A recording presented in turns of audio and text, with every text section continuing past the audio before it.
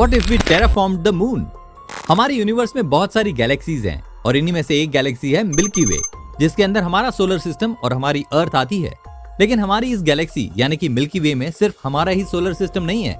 हमारी अर्थ और मून जैसे सैकड़ों अरब प्लैनेट्स और मून्स मिल्की वे के अंदर आते हैं, लेकिन इनमें से बहुत कम में ही सस्टेन्ड बायोलॉजिकल लाइफ संभव होती है।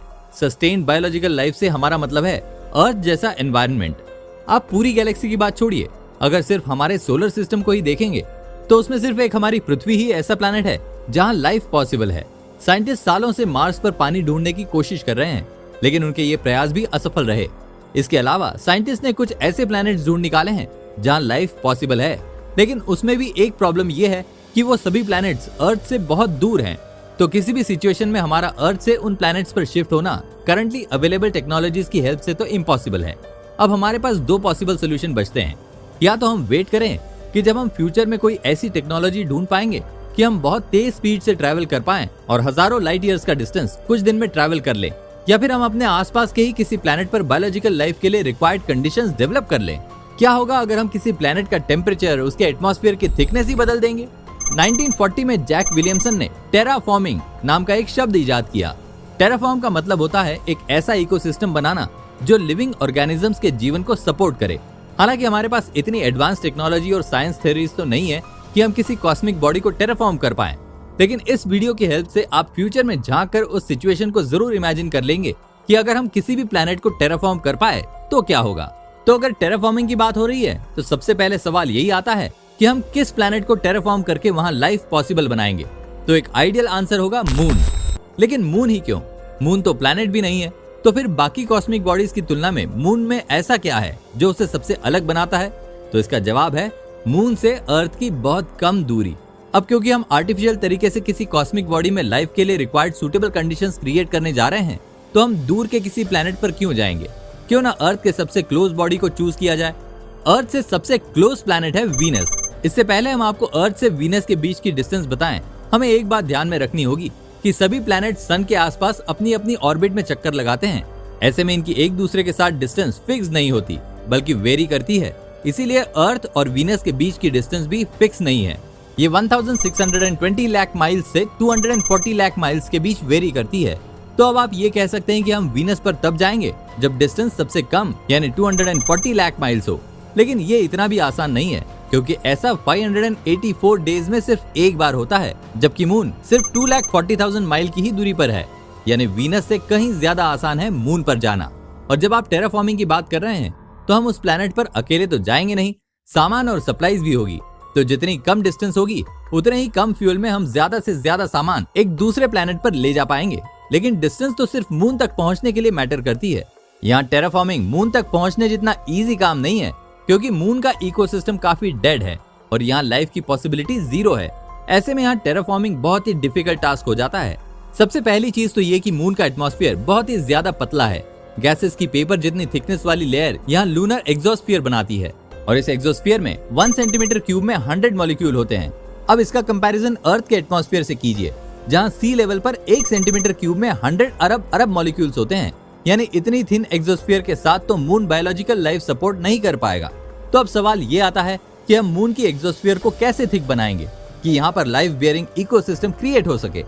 एग्जोस्फीयर की थिकनेस को बढ़ाने के लिए हमें सबसे पहले ये सोचना होगा कि ये थिन होती क्यों है।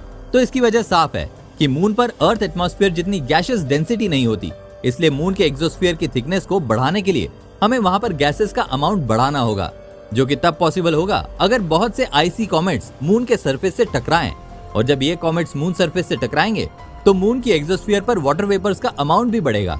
जैसा कि हम सभी जानते हैं, वाटर वेपर्स में हाइड्रोजन और ऑक्सीजन एटम मौजूद होते हैं, जो कि बायोलॉजिकल लाइफ के लिए बेहद जरूरी एलिमेंट्स होते हैं। लेकिन सांस लेने योग्य हवा के लिए सिर्फ हाइड्रोजन और ऑक्सीजन ही काफी नहीं है। ब्रीदेबल एयर के लिए हमें एक और गैस की आवश्यकता होगी, और वो है नाइट्रोजन। एरोस्पेस इंजीनियर डैंड्रिज एम कोल का कहना था, अमोनिया नाम की गैस एटमॉस्फेयर को नाइट्रोजन से फिल कर सकती है। इनफैक्ट कोल ने लाल ग्रह के नाम से जाने जाने वाले मंगल ग्रह के लिए एक प्रपोजल भी डिजाइन किया था। लेकिन ये सेम टेक्निक मून पर नाइट्रोजन की मात्रा बढ़ाने के लिए भी यूज की जा सकती है। ह्यूमंस अर्थ से काफी सारी अमोनिया मून पर लेकर जा सकते हैं, जिससे मून पर नाइट्रोजन लेवल बढ़ जाएगा। लेकिन दूसरी प्रॉब्लम है मून का अजीब तरीके से बदलने वाला टेम्परेचर। इसका टेम्परेचर इतनी तेजी से बदलता है कि अगर आप अभी मून पर रहने चले जाएं, तो आपकी लाइफ किसी लिविंग नाइटमेयर से कम नहीं होगी। दिन के समय में सूरज की गर्मी से मून खौलते पानी की तरह उबल रहा होता है। लूनर इक्वेटर पर टेम्परेचर 250 डिग्री फ़ारेनहाइट तक चला जाता है और रात में इसका बिल्कुल विपरीत डीप क्रेटर्स पर लगभग -200 डिग्री फ़ारेनहाइट और नॉर्थ पोल्स पर तो -410 डिग्री फ़ारेनहाइट। आपको बता दें, ये पृथ्वी पर अब तक के रिकॉर्ड किए गए टेम्परेचर की तुलना में 266 डिग्री ज्यादा ठंडा है। अब इस तरह के टेम्परेचर में तो हमारा सर्वाइवल मुश्किल ही है, लेकिन मून का टेम्परेचर इतनी तेजी से क्यों बदलता है? तो इसका जवाब है कि मून को सनरेज से प्रोटेक्ट करने के लिए यहाँ एटमॉस्फेरिक लेयर्स मौजूद नहीं है। लेकिन जब हम यहाँ पर एग्जोस्फीयर में गैसेस का अमाउंट बढ़ा देंगे, तो ये गैसेस मून की सरफेस सनरेज से इंसुलेट कर देगी और टेम्परेचर चेंज भी इतना ड्रास्टिक नहीं रहेगा। मान लीजिए हमने सैकड़ों आईसी कॉमेट्स की टक्कर मून सरफेस से करवा दी, जिससे एग्जोस्फीयर में वाटर वेपर्स, हाइड्रोजन और ऑक्सीजन का अमाउंट बढ़ गया। मान लीजिए हमने धरती से भारी मात्रा में अमोनिया ले जाकर मून पर रिलीज कर दी, जिससे मून पर रिक्वायर्ड अमाउंट में नाइट्रोजन भी अवेलेबल हो गई। इन शॉर्ट, ये कहें कि जब हम मून पर लिविंग इकोसिस्टम के लिए जरूरी सभी सिचुएशन अटेंड कर लेंगे, तो मून पर लाइफ कैसी होगी? यहाँ जाकर रहने वाले लोग अर्थ की लाइफ और मून की लाइफ में काफी ज्यादा सिमिलैरिटीज देखेंगे। इस समय लूनर का एक दिन अर्थ पर 30 दिनों के बराबर होता है, यानी जितने टाइम में मून पर आपका एक दिन बीतेगा, उतने में अर्थ पर आपने पूरा महीना बिता लिया होता।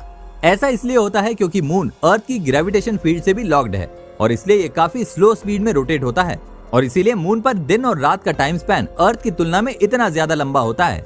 अब आपको लग रहा होगा ऐसे एनवायरनमेंट में लाइफ स्पेंड करना कितना मुश्किल हो जाएगा ना, कि 30 दिनों तक लगातार दिन रहे और फिर लगभग 30 दिनों तक रात।